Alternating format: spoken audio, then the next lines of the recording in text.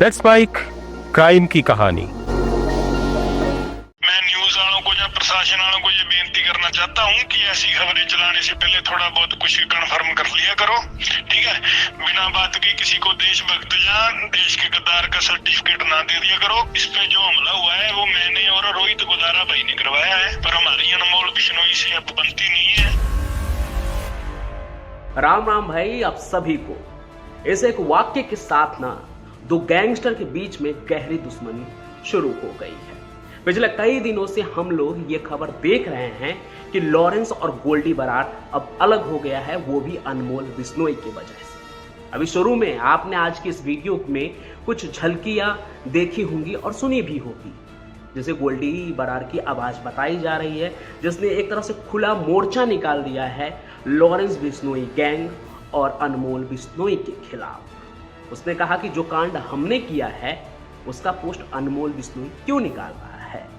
कई और भी चीजें उसने उस वीडियो में बताई। ये पूरा मामला जो है ना तब सामने आया जब राजस्थान के श्री गंगानगर में एक कांड हुआ।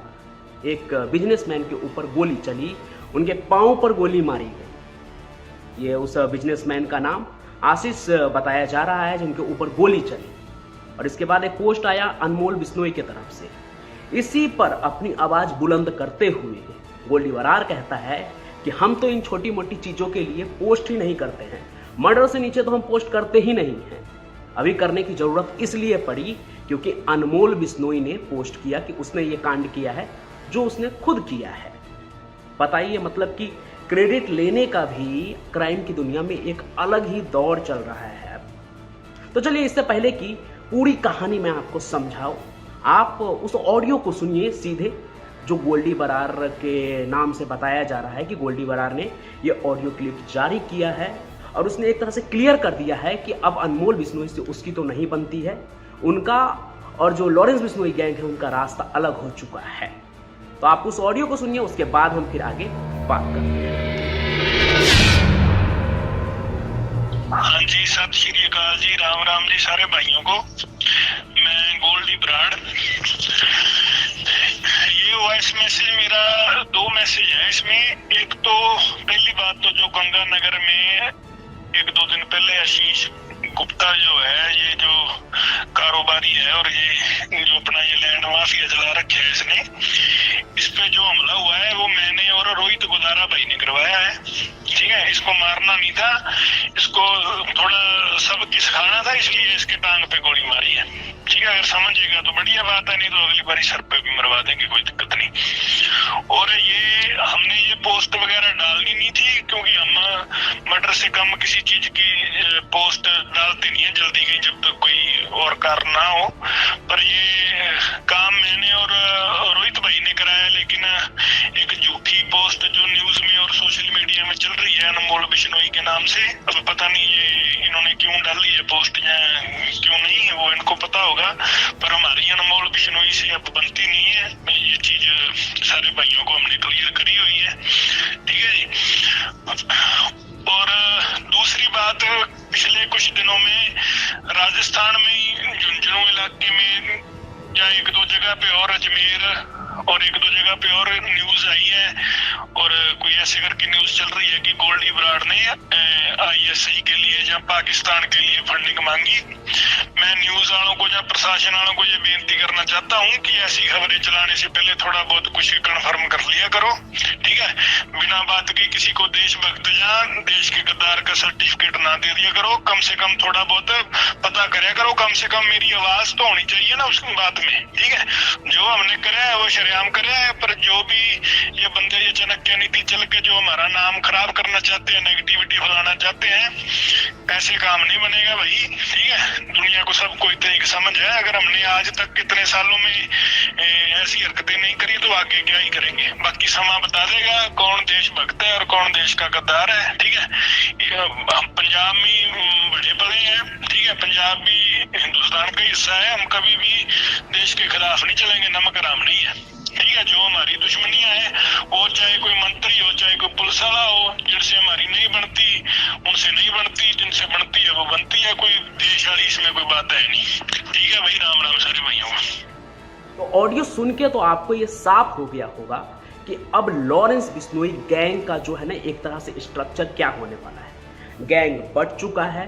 लॉरेंस बिश्नोई और गोल्डी बरार, जिसे कभी एक कहा जाता था, मतलब दोस्त बताए जाते थे, ये एक जेल के अंदर था और उसके इशारों पर काम करने वाला गोल्डी बरार जो मास्टरमाइंड होता था वो बाहर था।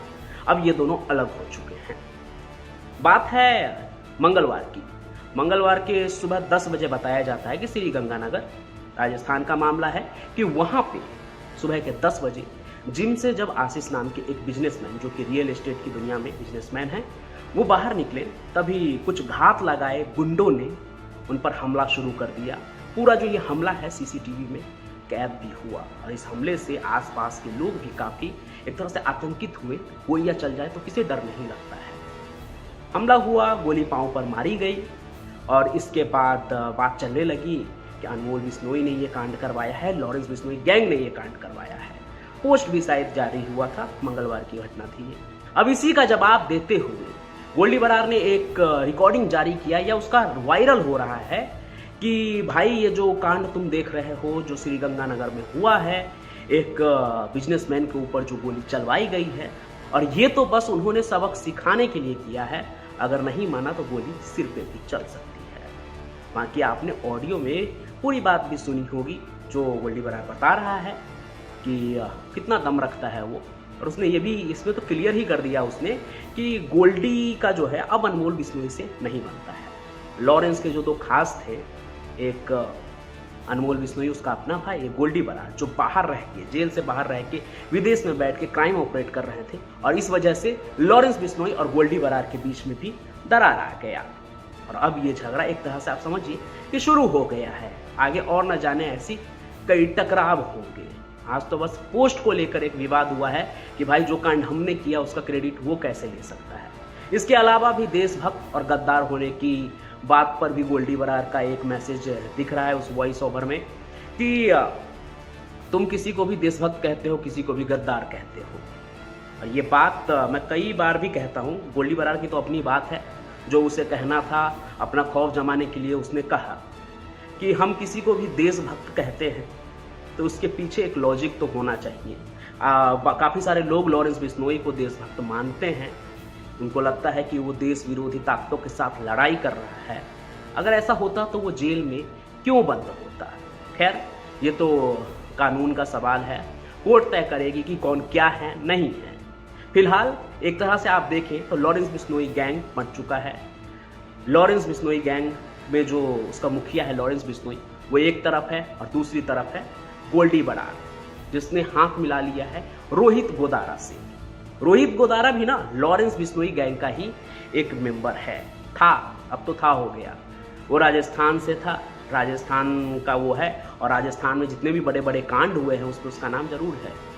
आप सुखदेव सिंह गोगामेडी का भी कांड याद कीजिए, उसमें भी रोहित गोदारा का नाम सामने आया था। तो अभी ये भी राजस्थान में हुआ। रोहित गोदारा कहते हैं कि अब वो ऑपरेट करेगा गोल्डी बरार के साथ, जैसी खबर सामने आ रही है। तो गोल्डी बरार रोहित गोदारा के साथ अलग हो चुका है। इधर लॉरेंस बिश्नोई जो है वो नोनी राणा के साथ कह रहा है कि आगे ऑपरेट करेगा। वैसे लॉरेंस बिश्नोई गैंग में और भी बहुत सारे लोग हैं हरियाणा के लिए, जैसे आप समझिए काला जठेरी है जो कि अभी जेल में बंद है, दिल्ली में उसका हासिम बाबा है। तो इस तरह की गैंग के आपस में टकराने की खबर हो सकती है कि आगे और भी आए। आज ये गोल्डी बरार के नाम से एक ऑडियो क्लिप काफ़ी वायरल हो रहा है, न्यूज़ चैनल पे भी आने शुरू हो गए हैं। अब इस वायरल ऑडियो टेप में भी कितनी सच्चाई है ये तो आगे चलकर पता चलेगा, लेकिन बताया ये जा रहा है और खुद उसमें भी आवाज़ जो आ रही है कि मैं गोल्डी बरार ही हूँ। मतलब वो गोल्डी बरार का ही मैसेज है लॉरेंस बिश्नोई गैंग और अनमोल बिश्नोई के खिलाफ कि हमारे कांड का क्रेडिट तुम मत लो। एक अलग दौर चल रहा है क्राइम की दुनिया में भी, क्रेडिट लेने का दौर। बाकी इन सभी चीज़ों पर आप क्या सोचते हैं वो भी कमेंट करके जरूर लिखें। साथ ही साथ चैनल को सब्सक्राइब भी कर दें ताकि जो भी खबर मैं लेकर आऊँ, जो भी कहानियाँ लेकर आऊँ, वो आप तक बिना किसी रुकावट के पहुँचे। मैं पंचम प्रकाश यूं ही अपनी कहानियों के साथ हाजिर होता रहूँगा। तब तक के लिए आप सभी का बहुत बहुत धन्यवाद।